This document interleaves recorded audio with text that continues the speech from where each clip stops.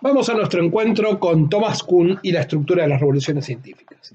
Thomas Kuhn recurrió a la analogía con la política para referirse a las consecuencias que los cambios de paradigma tienen en el proceso de desarrollo del conocimiento científico.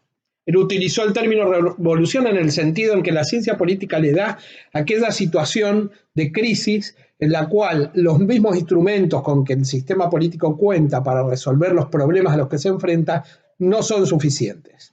Frente a eso y frente a esas anomalías se produce el proceso de crisis revolucionaria, de cambio revolucionario. Paradójicamente, el discurso político contemporáneo utiliza más la idea de cambio paradigma que la de revolución. Tal vez porque considere que se adapta mejor a las demandas de esta modernidad tardía. Muy bien, pero tal vez esta inversión en la utilización que la propia ciencia política hace nos sirva para entender la radicalidad del pensamiento de Kuhn. Thomas Kuhn abordó el estudio del conocimiento científico y hace un planteo respecto del desarrollo del conocimiento científico que es de carácter principalmente histórico, contraponiéndose a todas aquellas concepciones ahistóricas de las teorías científicas. Esto ya marca una posición epistemológica bastante definida. Por otro lado, en esta línea, considera que el conocimiento científico no es acumulativo, agregativo, sino que más bien, en vez de agregarse en forma continua, lo que hace desarrollar el conocimiento científico es este proceso de cambio, crisis, anomalía, cambio, nuevo paradigma, caída de un paradigma dominante y nuevo paradigma funcionando. También así nos señala claramente qué ocurre en los periodos entre cambios o entre interrevolucionarios. Para Kuhn es muy importante dar cuenta de qué ocurre en el proceso que él llama de desarrollo de ciencia normal, dado que este es quizá la mayor parte del tiempo invertido por la comunidad científica en el desarrollo del conocimiento. En el proceso de ciencia normal, lo que Kuhn dice es que el científico trabaja resolviendo rompecabezas. Y aquí, en una clara señal de diferenciación con Karl Popper, plantea que esa tarea habitual del científico está muy lejos de la tarea de contrastación de hipótesis. Los paradigmas en este sentido son logros universalmente aceptados por una comunidad científica y siempre para Kuhn hay una etapa de paradigma dominante. Cuando llega el momento en que el paradigma dominante no se enfrenta a determinados problemas que no puede resolver, muy invisiblemente se empieza a producir ese proceso como de una fina horadación hasta que estalla el momento, según Kuhn, de crisis que produce el cambio de paradigma. En este sentido, le dedica una serie de párrafos y de consideraciones a lo que él llama los textos de educación científica, ¿no? Con los cuales es bastante crítico, lo cual nos puede también dar una idea de lo que significó la estructura en el momento de su aparición para el conjunto de la comunidad científica y principalmente para aquellos que se dedican a la teoría de la ciencia, ¿no?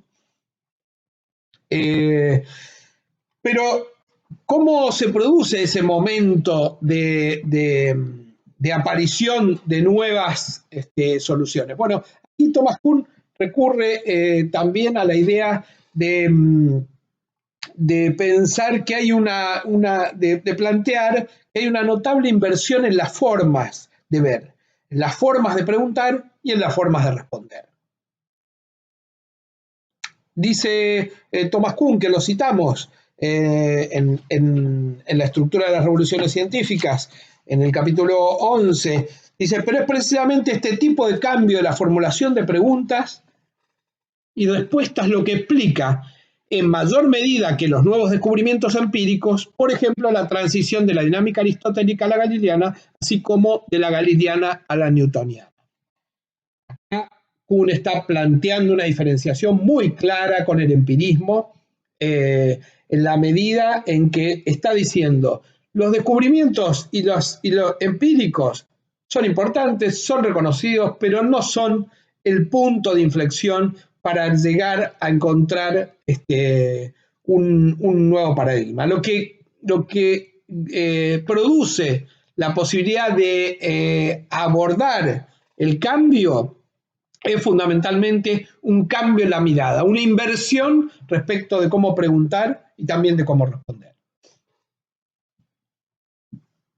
Esto representa una idea radicalizada desde ya, tanto para el campo de la filosofía como para el campo de la ciencia misma, de la ciencia que está en práctica.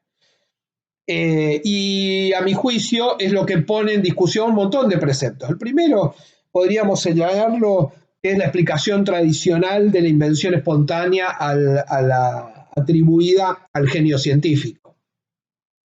Es de un claro carácter individualista y en el que, como podemos ya ir intuyendo, las teorías de Kuhn están en la vereda de enfrente, es decir, hay un sentido colectivo de descubrimiento mucho más acentuado en Thomas S. Kuhn. Pone también en discusión el falsacionismo popperiano como condición de validez para las hipótesis y las teorías científicas, y también pone en cuestión las pretensiones de objetividad absoluta de la ciencia, cuestión que va a ser de suma importancia para el campo de las ciencias sociales. De nuevo, asigna una importancia sustantiva al carácter histórico del desarrollo del conocimiento científico y plantea que los descubrimientos abarcan a una comunidad en su conjunto, que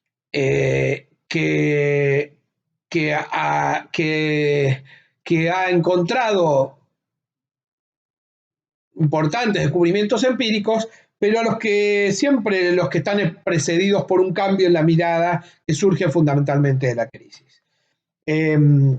Hasta aquí entonces, ciencia normal, producción, trabajo armando rompecabezas, explosión, imposibilidad de solución ante nuevos problemas, recurrencia de las anomalías y emergencia de nuevas ideas a partir de la inversión en la mirada. Esto sería, de alguna manera, la lógica que nos plantea en la secuencia del proceso de desarrollo del conocimiento científico Thomas S. Kuhn.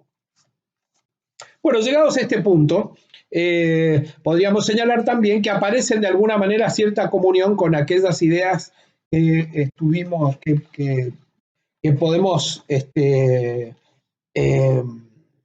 encontrar en el pensamiento de Hanson o de Polanyi, sobre todo en términos de lo que significa repensar la observación, poner en crisis el concepto de objetividad, partir de esta idea de que hay un punto de partida de preconceptos, hipótesis, desde el cual se va a los conocimientos particulares y específicos,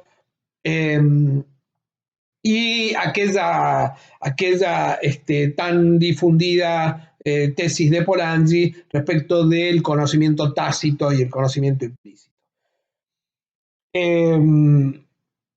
Es una revolución la que lleva adelante el propio Kuhn, no solo en el campo del propio desarrollo de la ciencia, sino también en el campo en que estudia el desarrollo de la ciencia, es decir, el de la propia teoría del conocimiento.